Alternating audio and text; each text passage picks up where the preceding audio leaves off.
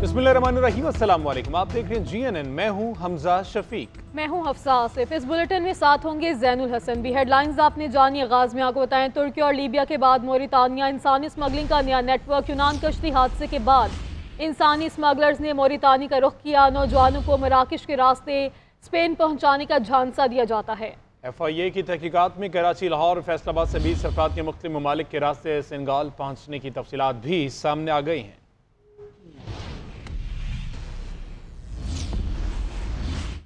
इंसानी स्मगलर्स के खिलाफ शिकंजा सख्त। गुजरात में खातून स्मगलर गिरफ्तार, रूपोश 2 बेटों की तलाश जारी। मराकश कश्ती हादसे पर गुजरावाला और गुजरात में मजीद 3 मुकदमा दर्ज। यूनान कश्ती हादसे में मतलूब मुलजिम अब्दुल सलाम को आज़ाद कश्मीर से धर लिया गया। कश्ती हादसे की तहकीकात के लिए तफ्तीशी टीम आज शाम मराकश पहुंचेगी। तहकीकाती टीम जिंदा बच जाने वाले पाकिस्तानियों से मुलाकात करेगी। कश्ती सवारों पर तशद्दुद और कत्ल की तहकीकात की जाएंगी।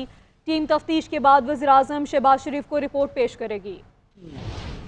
मराकश कश्ती हादसा और इंसानी स्मगलिंग, आला सतही जांच और मुल्ज़िमान के गिर शिकंजा मजीद सख्त। वज़ीर आज़म की बनाई तहकीकाती कमेटी आज रात मराकश पहुंचेगी। मुल्क भर में इंसानी स्मगलर्स की गिरफ्तारियां जारी। इंसानी स्मगलर गैंग की खातून रुकन को गिरफ्तार कर लिया गया। मुल्ज़िमा ने तफ्तीश के दौरान अपने और 3 बेटों के इंसानी स्मगलिंग में मुलविस होने का एतराफ़ किया। मुल्ज़िमा का बेटा खावर 10 अफराद को लेकर कैरियर के तौर पर सेनेगाल गया। एक बेटा हसन इटली और दूसरा फरहान वाक़े के बाद से मफरूर है। खातून से तफ्तीश मुकम्मल करके उसे जुडिशल भी कर दिया गया। FIA ने कश्ती हादसे में मुलविस अब्दुल सलाम नामी स्मगलर को भिम्बर आज़ाद कश्मीर से गिरफ्तार कर लिया। मुल्ज़िम ने हसन अली को यूरोप भिजवाने के लिए 45 लाख रुपए बटोरे। FIA ने इब्तदाई तौर पर 3 मुकदमा दर्ज किए हैं, जिनमें इंसानी स्मगलर अस्कर सिंधी और उसामा राना नामजद किए गए। उधर इन्वेस्टिगेशन टीम मराकश में जिंदा बच जाने वाले अफराद से मुलाकात करके कश्ती सवारों पर तशद्दुद और कत्ल की तहकीकात करेगी। सेनेटर इरफान सिद्दीकी ने PTI को हुकूमत के साथ मुज़ाकरात बंद करने की तजवीज़ दे दी है। कहते हैं कि 2-2, 3-3 दरवाजों के मुज़ाकरात नहीं चला करते। बैरिस्टर गौहर आर्मी चीफ से मुलाकात को बैकडोर प्रोसेस का नाम दे रहे हैं।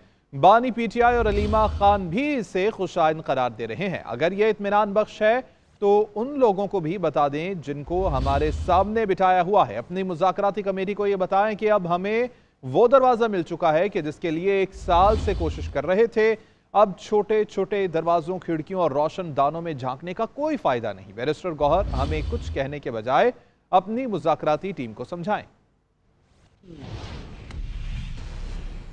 मुशीर इत्तलात खैबर पख्तूनख्वा बैरिस्टर सैफ कहते हैं PTI की अहम मुलाकात के बाद नवाज शरीफ कैंप में खलबली मच गई। यह इत्तलात हैं कि नवाज शरीफ ने अपनी टीम को मुज़ाकरात नाकाम बनाने का मिशन सौंप दिया है। हुकूमती मुज़ाकराती कमेटी को गैर मौसर बनाने का काम भी शुरू हो चुका है। ऐसे नासिर सरगर्म हो चुके हैं जो नहीं चाहते कि मुल्क के अंदर सियासी इस्तेहकाम की राहें खुलें। PTI मुल्क में अमन के लिए मुज़ाकरात की राह पर चल रही है। हुकूमती वज़रा अपने हलफ का पास रखते हुए PTI और अस्करी क़यादत में मुलाकात पर सियासत ना करें।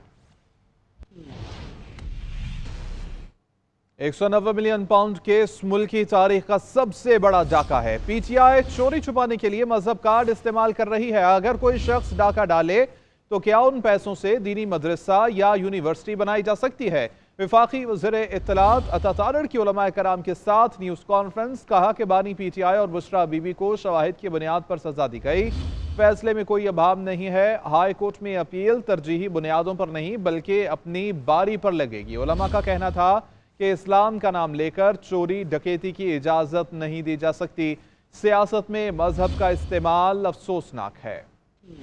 ये जो एक डाका है पाकिस्तान की तारीख का सबसे बड़ा, जिसके अंदर सजा हुई है रिश्वत, करप्शन और ये जो इलीगल ग्रेटिफिकेशन है, ब्राइबरी है, ये सारी इर्द गिर्द घूमती है। जिन्होंने मियां बीवी ने ट्रस्ट बनाया और जिन्होंने ये पैसे और अंगूठियां और ये हीरे जवाहरात, ये कभी भी सादिक और अमीन नहीं थे। जिस शख्स से पैसा लिया है कि ये आपका पैसा नहीं है, कुबदे पाकिस्तान का है, आपने लेके दूसरे हाथ से उसको पीछे से पकड़ा दिया कि जी ये तुम ले जाओ, तुम्हारा पैसा है। तो सुप्रीम कोर्ट ने उस सादिक और अमीन की छाप उसी दिन उतार दी थी जिस दिन 190 मिलियन पाउंड के ऊपर उन्होंने कह दिया था कि इसका ट्रायल चलना चाहिए और इसमें करप्शन हुई है। ये अब तय हो जाना चाहिए कि जिसकी जब अपील जब आएगी तब लगाई जाएगी। जब सारों की बारी निमट जाएगी, जो ऑलरेडी पेंडिंग अपील है, तब ये अपील लगाई जाएगी। पहला तब ये हम मुतालबा में रखता हूं कि ये बहुत जरूरी है। जब ये अपील में जाएंगे तो अपील में इनको बतौर प्लेंटिफ बहुत ही स्ट्रॉन्ग ग्राउंड लेने पड़ेंगे लीगली, जो इनके पास नहीं है। इसीलिए मजहब, इसीलिए सियासत जो है वो खेली जा रही है। इन्होंने अप्रोच किया तो आगे से जवाब मिला कि आप सियासतदानों से बात करें। मुज़ाकरात का कतन मकसद डील या एनआरओ नहीं था। मुज़ाकरात का मकसद ये था कि एक पॉलिटिकल स्टेबिलिटी आए। और देखिए PTI के लोग बड़े अच्छे लोग हैं, कैमरे के पीछे। 26वीं आईनी तरमीम पे इन्होंने हमारा साथ दिया मुकम्मल, फिर जेल में झाड़ खाई वो अलग बात। उसके बाद उन्होंने कहा हम अलामती वॉकआउट करेंगे। इनके कहने पे 26वीं आईनी तरमीम में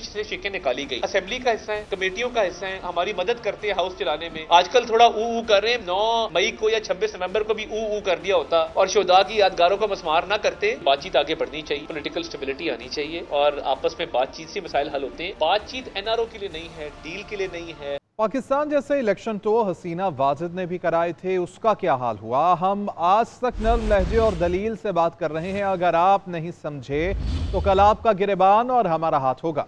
मौजूदा असम्बलियों की कोई हैसियत नहीं, ऐसी तो मैं खुद मिट्टी से बना सकता हूँ। मौलाना फजलुर रहमान का 4 सदा में तकरीब से खिताब, बोले कि खैबर पख्तूनख्वा में हुकूमत नाम की कोई चीज़ नहीं है। जागीरदार, ब्यूरोक्रेट और एस्टैब्लिशमेंट सब बराबर के शहरी हैं। ये मुल्क किसी की जागीर नहीं। हमारी कोशिश से 1 जनवरी 2028 से सूदी निज़ाम ख़त्म हो जाएगा। अमीर जमात इस्लामी हाफिज नईमुर रहमान कहते हैं हर कोई आईनी हदूद में काम करेगा तो मुल्क में इस्तेहकाम आएगा। एक्सपो सेंटर में खिताब करते हुए कहा, बानी पीटीआई पर मुकदमात सियासी बुनियादों पर बनाए गए हैं, इन्हें ख़त्म होना चाहिए। स्टेबिलिटी ज़रूरी है। सियासी जमातों की भी ये जिम्मेदारी है कि वो होश के नाखुन लें। अगर ये पॉलिटिकल लोग इस पर इत्तेफाक कर लें कि हर कोई अपनी आईनी हुदूद में काम करेगा तो ये मसला ख़त्म हो जाएगा। इमरान खान साहब पर जो मुकदमात हैं, इसकी जो इंटेंशन है वो पॉलिटिकल है। अगर सियासी इंटेंशन के साथ ये नहीं होते और वाक़तन ये करप्शन का मुकदमा होता तो नवाज शरीफ साहब, जरदारी साहब, शहबाज शरीफ साहब को कहाँ होना चाहिए था? क्या उनको अडियाला में नहीं होना चाहिए था? इमरान खान साहब की परफॉर्मेंस कोई बहुत अच्छी नहीं थी उनकी गवर्नमेंट की। वो सामने आते, काम करते, लोग वोट देना चाहते दे देते, नहीं देना चाहते नहीं देते। तमाम सियासी कैदियों को आज़ाद होना चाहिए, इमरान खान समेत। Pakistan digital foreign direct investment initiative का हिस्सा बन गया। वज़ीर आज़म शहबाज शरीफ का खैर मकदम, कहा पाकिस्तान FDI को अपनाने वाला पहला मुल्क है। प्रोजेक्ट अहदाफ की निशानदही के साथ डिजिटल तरक्की को फ़रोग देने के लिए कोशा है। बरह रास्त बैरूनी सरमायाकारी के लिए तकरीब का बाइस बनने वाले शोबों पर तवज्जो मरकूज होगी। पाकिस्तान जामे डिजिटल मैशत की तरफ गामजन है, जो पायदार तरक्की और खुशहाली की जानिब कदम है। वर्ल्ड इकनॉमिक फोरम का भी पाकिस्तान की डिजिटल मैशत में अहम कामयाबियों का एतराफ़। रिपोर्ट के मुताबिक गुज़श्ता साल पाकिस्तान की IT बरामदात $3.2 अरब तक पहुँच गई। 18 खुसूसी टेक्नोलॉजी जोन्स को फाल किया। गुज़श्ता साल पाकिस्तान की मोबाइल ब्रॉडबैंड 58% तक बढ़ गई। पाकिस्तान में रवा माली साल मुआशी शरहनमो का हदफ हासिल न होने का खदशा। IMF ने वर्ल्ड इकनॉमिक आउटलुक रिपोर्ट जारी कर दी है। पाकिस्तान के मुआशी शरहनमो के तखमीने पर नजरेसानी की गई। 3.2% से कम करके 3% कर दिया गया। आइंदा माली साल हदफ 4% तक रहने की पेशगोई है। हुकूमत ने रवा साल शरहनमो का हदफ 3.6 मुकर्रर कर रखा है। रिपोर्ट के मुताबिक भारत की मुआशी तरक्की 6.5% और अगले माली साल भी इसी सतह पर रहेगी। अमेरिका में रवा साल शरह 2.7, आइंदा बरस 2.1% पर आ जाएगी।